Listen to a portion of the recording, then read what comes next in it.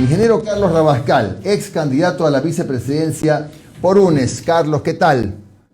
Mi querido Jimmy, muy buenos días, los escucho muy bien. Y a propósito, también buenos días a Alondra y a Omar y felicitaciones por ese gran triunfo de ese club. ¡Qué belleza! El Club Sport Emelec. Comenzamos. ¡Qué hermoso esto! Qué mal, qué mal, qué mal. Me hacen bullying a mí, ¿no? Bueno, ya, aceptadas las felicitaciones, mi querido Carlos, vamos ahora al grano. Le voy a hacer una pregunta que puede sonar muy coloquial. ¿Qué es de su vida, Carlos? ¿Qué hace ahora? Sí, ¿qué actividad está haciendo? ¿Está recorriendo? ¿Está dedicado a su trabajo? ¿A qué cosa, Carlos? Bueno, hemos emprendido lo de siempre, retomar primero los temas profesionales y adicionalmente seguir escuchando a la población. Iba a iniciar los recorridos para seguir conversando y escuchando a la población a mediados de julio, pero los hechos que son de dominio público, el decreto de excepción, tanto en la provincia del Oro como en la ciudad de Guayaquil, preferimos aplazar esto por responsabilidad, porque queremos tener responsabilidad con la gente y lo prioritario es cuidar la salud de las personas.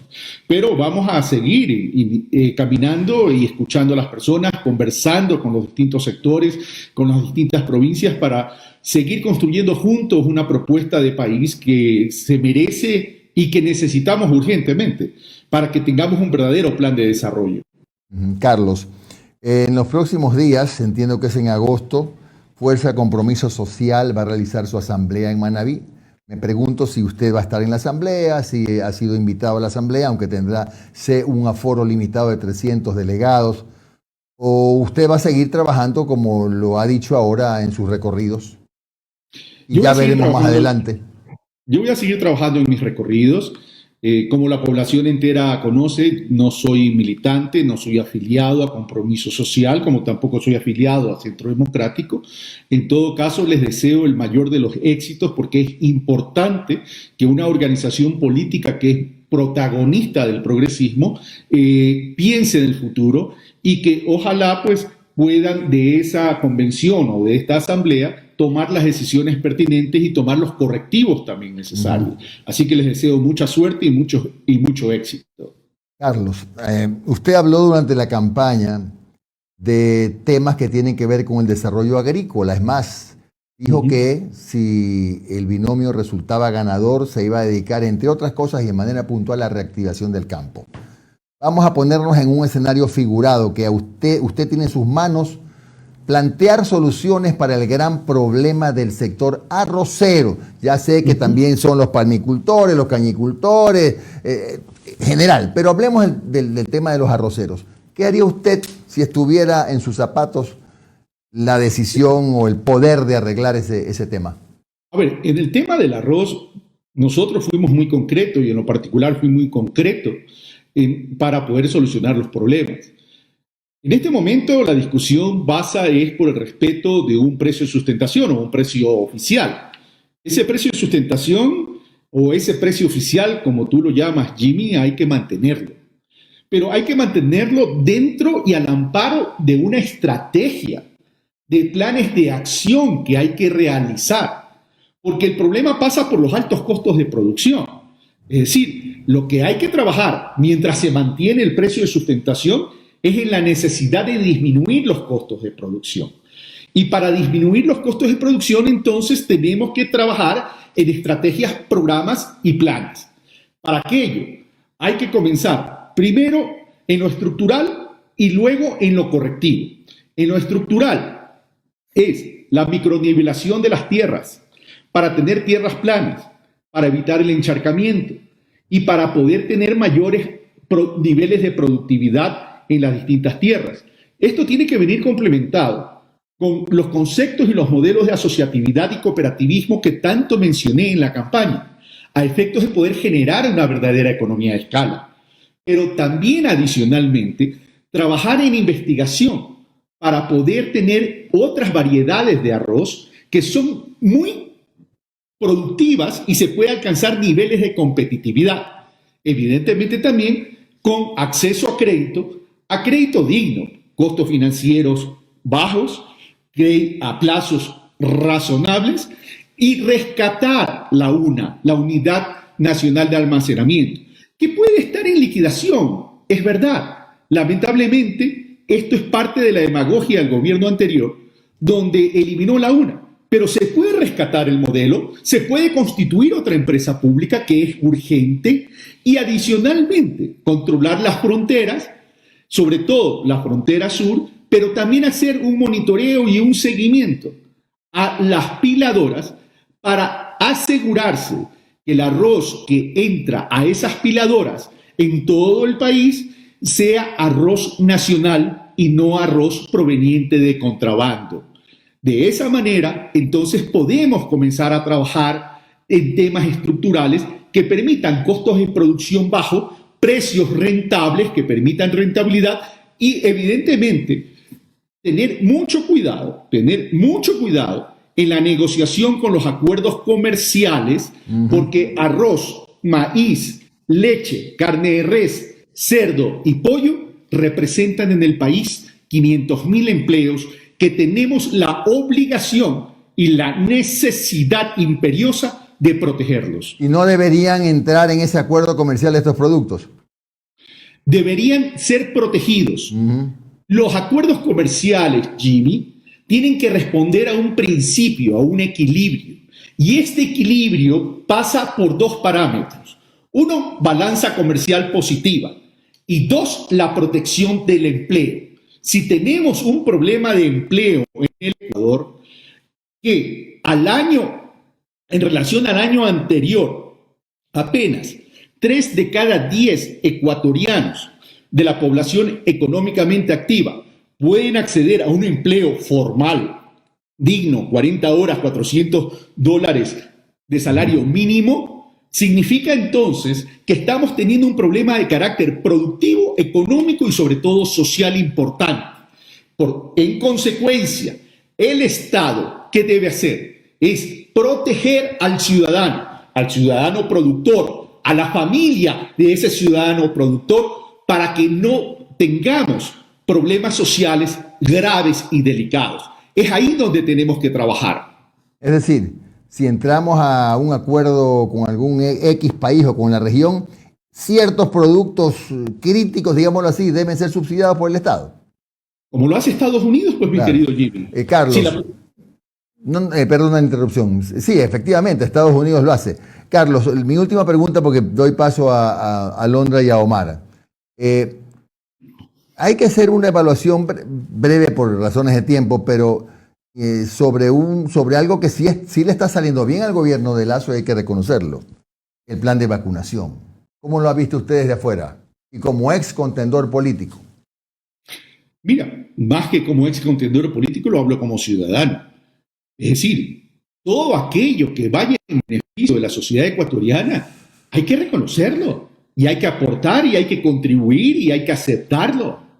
Yo en la campaña nacional, en la campaña electoral pasada, yo promovía una conversación tripartita entre la ex vicepresidenta, la doctora Muñoz, el doctor Borrero y yo para saber cuál era la realidad del tema de la pandemia y del tema de la vacunación. Planteé la articulación pública-privada, es decir, no me puedo ir en contra de lo que yo mismo proponía. Por tanto, reconozco los avances que se está haciendo en el plan de vacunación y que siga así. Lo que sí creo es que hay que transparentar también la información, porque no es cuestión de hablar en macro, sino también de ver cómo avanza la vacunación en las 24 provincias de la República del Ecuador. Cuidado, nos concentramos solo en lo urbano y estamos descuidando lo rural para poder tener una evaluación correcta y profunda y además seria. Pero en todo caso, aplaudo y felicito que este plan de vacunación esté avanzando conforme era la aspiración de los 17 millones de ecuatorianos. ¿Cómo está, Carlos? Qué lindo saludarle, sobre todo con ese saludo que nos dio tan azul. Yo ayer me deleité viendo en las redes sociales a Alondra con ese instrumento musical y cantando el himno del Emelec. Cada vez que me le gana, por ahí aparezco. Menos mal, menos mal. Ya Así. no juguemos la Liga Ecuador, pues ya por aquí vamos a jugar. Sí, pero ¿para qué tanta bilis? Ahí hay que celebrar porque estamos de azules. Siga. Ingeniero, la primera pregunta que tiene que ver mucho con lo que le decía Jimmy, pero de forma más directa. Usted empezó como ya los recorridos para construir, dice usted mismo, juntos propuestas para el Ecuador. Ya como que le está haciendo así, guiño, guiño al 2025, ¿o cómo va la cosa? Mire, es muy prematuro hablar del 2025 o de cualquier eventual o posible candidatura. Estas cosas se construyen día a día, desde una ciudadanía. Y siempre lo dije y siempre lo he hecho. Yo construyo con la ciudadanía, junto a la ciudadanía y junto con los territorios. No necesito ser candidato para trabajar por mi país. Lo que sí quiero es que en esa reflexión social y conciencia ciudadana a lo largo de los recorridos se realice un verdadero plan de desarrollo, respetando los territorios, respetando el sector productivo, sobre todo esa base socioproductiva de los pequeños agricultores, de esos agricultores familiares, campesinos, que satisfacen entre el 65 y el 70% de la soberanía alimentaria, y trabajar por aquellos que son los más necesitados. Yo creo que en ese plan de desarrollo tenemos que establecer objetivos claros, como por ejemplo la lucha contra la pobreza. Alondra, la pobreza hoy en día es del 32%, es decir, 3 de cada 10 ecuatorianos viven en la pobreza. 3 de cada 10 ecuatorianos. Y en relación al año 2019, el incremento de la pobreza fue casi del 8%. La pobreza extrema se pasó del 4% al 9%. ¿Qué significa eso? Que si 7 de cada 10 ecuatorianos viven entre la vulnerabilidad y la informalidad, ¿qué tenemos que hacer? Establecer una estrategia que permita sacar a esa gente de esa vulnerabilidad y esa informalidad, incorporarlos a la economía, incorporarlos a la población económica activa formal a efectos de construir una gran sociedad media, una gran clase media. Y en ese sentido voy a seguir insistiendo en varios elementos. 1, en la regionalización con autonomías. 2, en la economía social y solidaria que permita incorporar a ese sector de la población a una economía formal.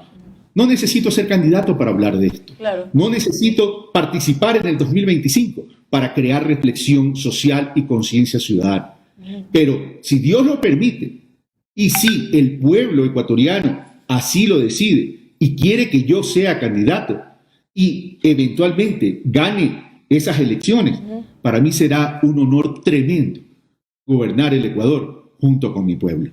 Carlos, y estos problemas que usted ha mencionado son los más visibles sobre todo en los últimos años, ¿no? Esto no es de ahora, ¿no? El tema de la pobreza, el agro, todas las afectaciones. Pero ¿cuáles usted creería que son aquellos que no son tan visibles, que están ahí, por supuesto, pero que Ecuador debe enfrentar tomando medidas, tomando propuestas, haciendo campañas para solucionar y dar herramientas y solucionar estos problemas?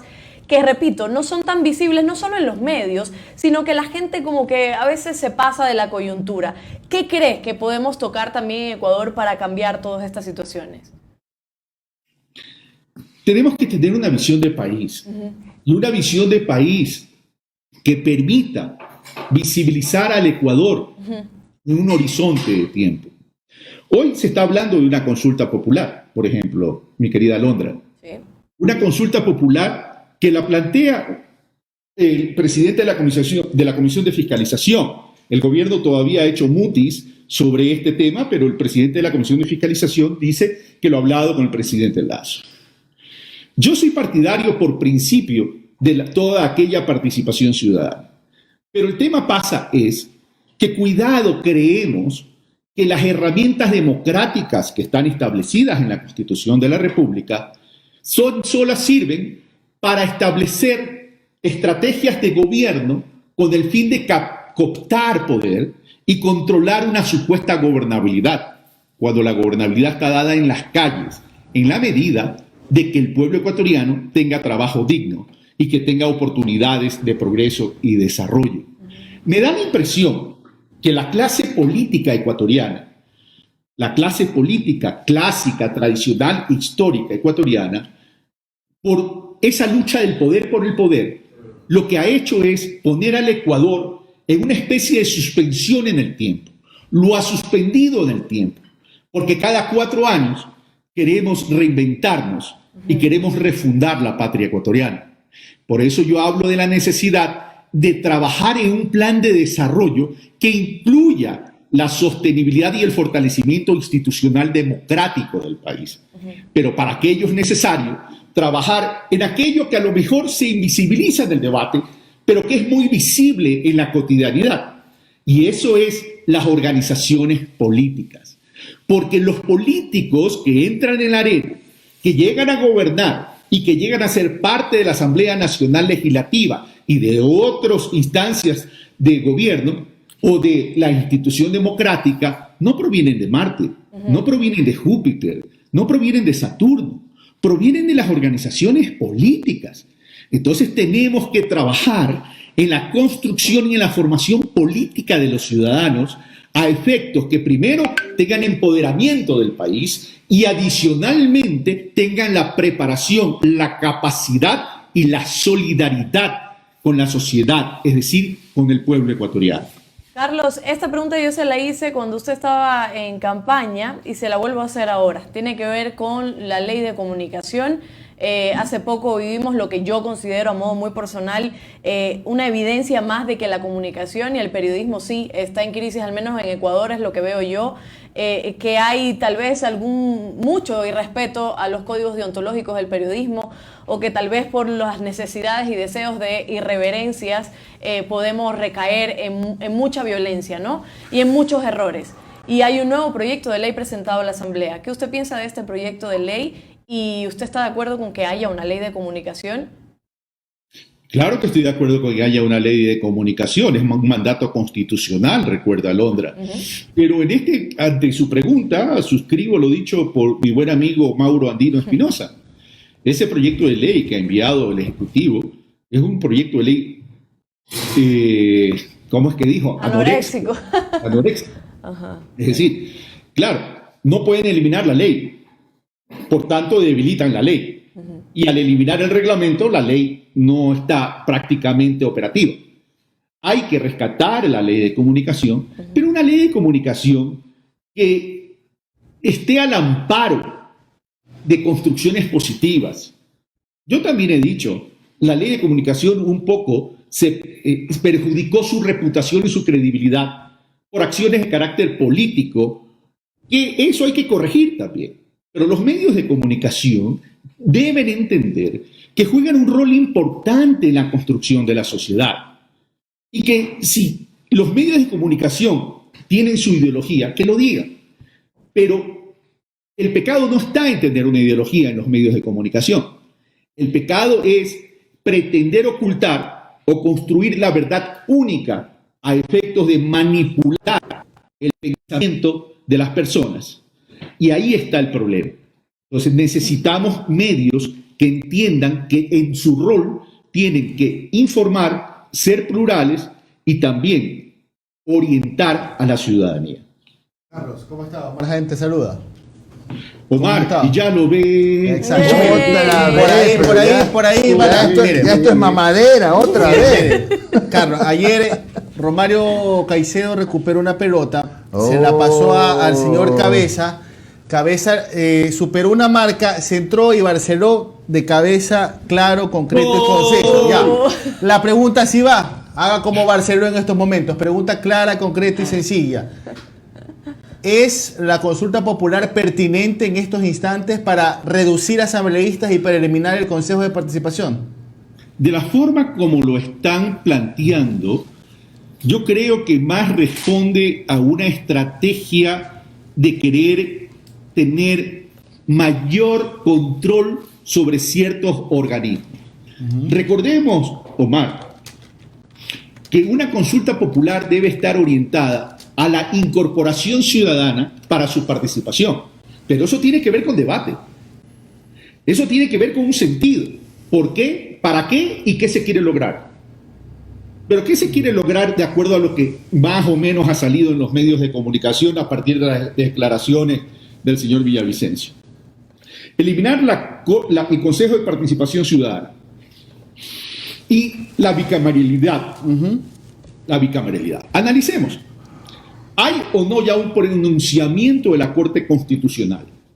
Ya hay un pronunciamiento de la Corte Constitucional donde establece que la eliminación del Consejo de Participación Ciudadana como la bicameralidad responden a una reforma parcial de la Constitución de la República del Ecuador, para lo cual estableció la propia Corte Constitucional que tendría que pasar por la Asamblea Nacional Legislativa en primero y segundo debate a efectos de poder procesar esta reforma parcial. Eso no se puede obviar, eso no se puede saltar. Eso en cuanto a la forma constitucional. Pero vamos a lo otro. ¿Por qué y para qué? Eliminar el Consejo de Participación Ciudadana. Ok, yo he sido crítico del Consejo de Participación Ciudadana, no de ahora, desde que se estaba debatiendo la Constitución de Montecristi. Pero tengo que respetar las normas constitucionales. Ahora bien, supongamos que se elimine el Consejo de Participación Ciudadana. Esas funciones, ¿dónde van a ir? ¿A la Asamblea Nacional? ¿Al Senado? ¿A dónde van a ir? Si regresan al Congreso Nacional, a la Asamblea Nacional, al Legislativo, como querramos llamarlo, ¿acaso los legisladores, que en aquel entonces eran diputados, no tuvieron esa función? ¿No cometieron los mismos errores? Entonces, el tema pasa es cómo corregimos esto. Porque esta corrección o este correctivo no pasa por aumentar instituciones o eliminar instituciones. Pasa es por el modelo de gestión constitucional y legislativo que deben tener las distintas instancias y organizaciones. Claro. Se quiere crear el Senado. Ok. Dicen dos elementos. El uno, ahorremos dinero. El otro es para que el Senado sea un contrapeso con los legisladores. Hablemos del primer elemento, del elemento del ahorro de dinero. Si tú eliminas 30 y subes 30, no eliminas nada, no te ahorras nada, porque el Senado va a necesitar senadores, asesores y además una infraestructura operativa. Por tanto, se incrementa costo. ¿Qué es la función de un Senado? Ratificar o rectificar lo actuado por la Cámara Baja, que en este caso serían los legisladores.